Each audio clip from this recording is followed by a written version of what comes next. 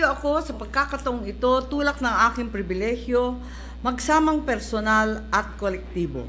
Sa tuwing tayo ay magdiwang at kumanta ng ating pambansang awit, ibinubunyag natin ang Lupang Hinirang.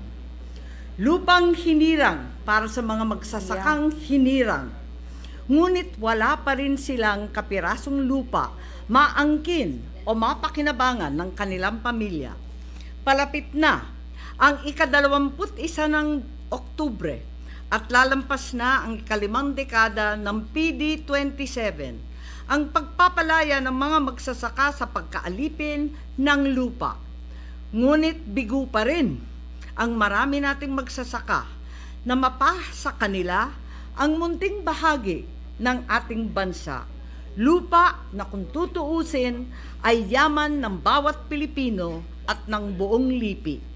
Panahon na wakasan ang pagtiis at dusa ng ating mambubukid at ipamahagi na walang utang at buong puso, lupang binubungkal at sinasaka nila araw-araw ng ilang taon nang nakalipas. In truth, the history of land reform in the Philippines is a long if convoluted one, beginning with the Public Land Act in early 1903 and through various Commonwealth laws authorizing the President to acquire private land for resale to tenants. Following independence, the Philippine Congress enacted further land reform acts in 1955 and 1963, attempting to abolish shared tenancy and providing support services to new farm owners. But it was on the 21st of October in 1972 that the comprehensive and mandatory agrarian reform program was launched by then President Ferdinand E. Marcos, decreeing the emancipation of all tenant farmers, sharecroppers, and agricultural workers from the bondage of the soil, identifying large tracts of rice and corn farmland.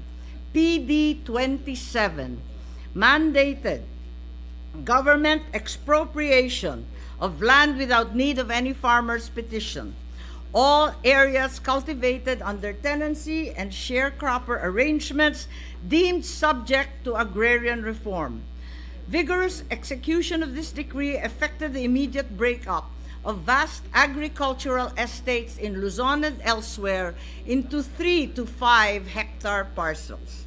In 1988, CARP, or the Comprehensive Agrarian Reform Program, expanded its legal coverage to the so-called plantation crops of sugar, cacao, coconut, rubber, and all other export and commercial crops previously excluded under PD 27. Controversy and protest hounded CARP and its successor, CARPER's implementation from the outset, so that until today, the Agrarian Reform Program under DAR remains incomplete and still uneven. Then the pandemic hit with deadly virulence, causing a public health emergency that ravaged the economy. On September 11, almost to the day, 2 years ago in 2020, this chamber acted swiftly and decisively, passing RA 11494, the epic COVID response legislation of Bayanihan 2, with the urgent goal of protecting the populace from the worst effects of the pandemic. Bayanihan 2 also included in Section 4M a groundbreaking exemption for agrarian beneficiaries from interest payments for the period of the emergency. This single provision in our law had impactful results, with 7.228 billion worth of interest payments from 272,320 agrarian reform beneficiaries waived in addition to 887 million worth of excess interest payments from 112,785 farmers now credited to the principal interest of the loan. In fact, some 8,987 farmers were able to fully pay their loans solely from excess interest payments credited to the principal loan.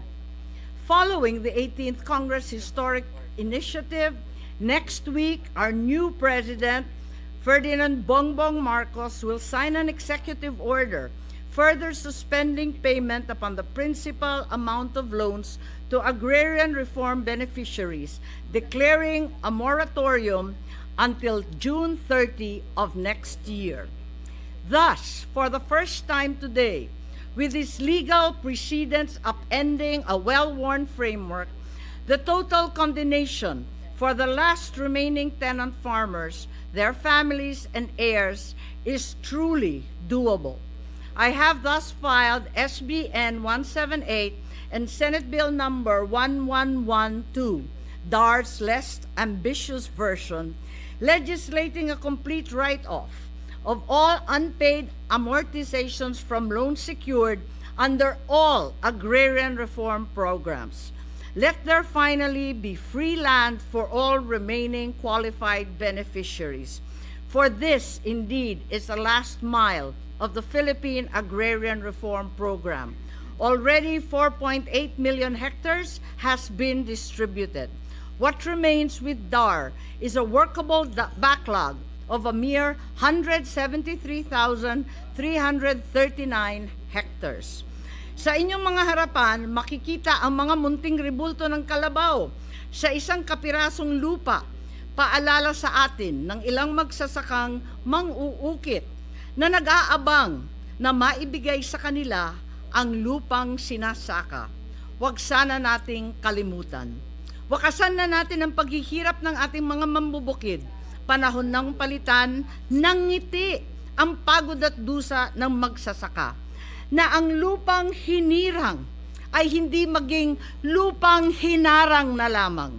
At ang pangako ng ating pambansang awit na lupa duyan ng kagitingan, hindi mauwi sa lupang hinarang, dulot ay kahirapan. And if outright condonation has now become feasible, so too is it eminently viable. For truly, condonation simply makes good financial sense.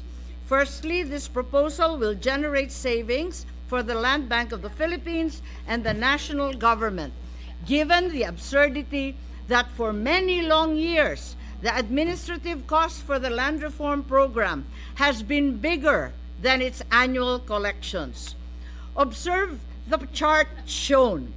In the year 2020 alone, the Land Bank spent 1.95 billion for a paltry collection of 542,688,603.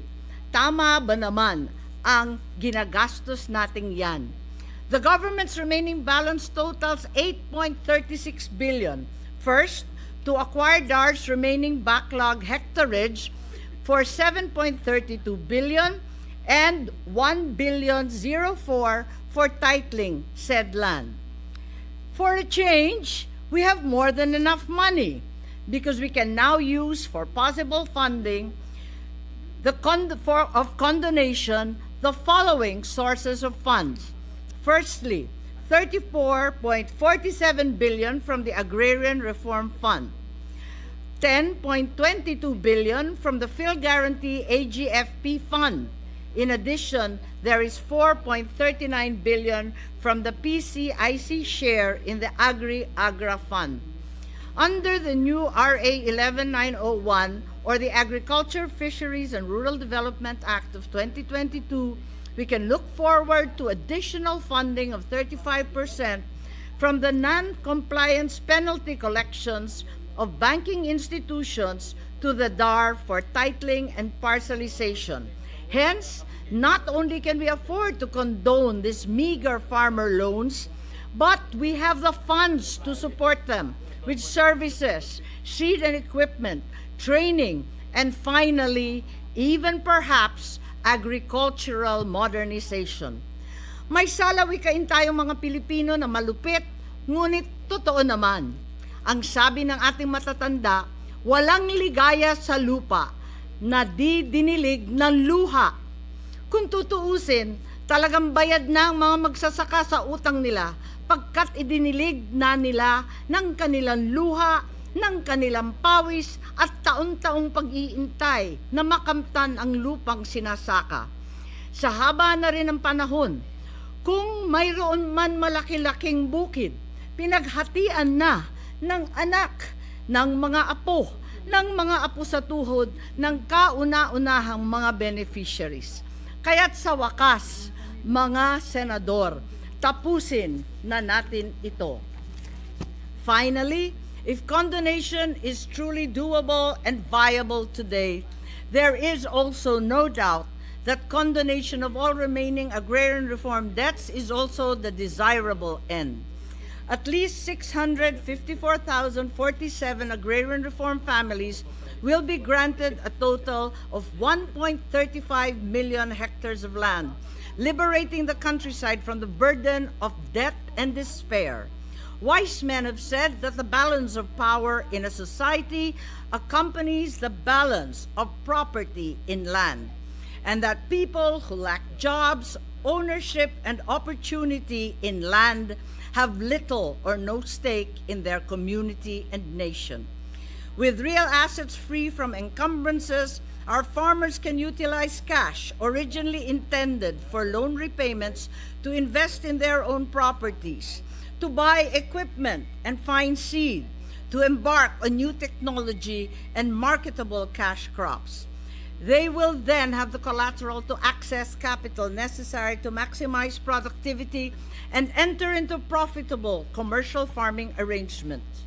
The increased output of farms will result not only in higher incomes for the agrarian beneficiaries, but also in food security for the nation, avoiding the dreaded shortages in sugar, onion, garlic, and even salt that plague us today.